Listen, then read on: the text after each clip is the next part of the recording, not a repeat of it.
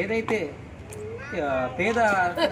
ప్రజలకు న్యాయం చేస్తాము అని ఏదైతే గవర్నమెంట్ పాత గవర్నమెంటు ఏదైతే సదుద్దేశంతో ఈ కార్యక్రమాన్ని ముందు తీసుకొని వచ్చిందో, మరి ఇప్పుడు ఏర్పడిన ఏదైతే ఈ కాంగ్రెస్ గవర్నమెంటు బెనిఫిషియర్లకు సరైన ట్రాన్స్పోర్టు, సరైన వైద్య సదుపాయాలు, ఒక బస్తీ దవాఖానా కానీ, ఒక రేషన్ షాపు కానీ, ఒక స్కూలు కానీ, మరి ఒక అంగన్వాడీ కేంద్రం కానీ, ఎటువంటి నిత్యావసరాలకు సంబంధించిన 800 కుటుంబాలకు గాను ఇప్పుడు 300 కుటుంబాలు మాత్రమే ఇక్కడ నివసిస్తున్నాయి. ఈ కారణము అందరూ రాకపోవడానికి కారణమే ట్రాన్స్పోర్ట్ లేకపోవడము, నిత్యావసరాలకు సంబంధించిన షాపులు వ్యవస్థ అనేది ఏర్పాటు లేకపోవడము, మరియు పిల్లలకు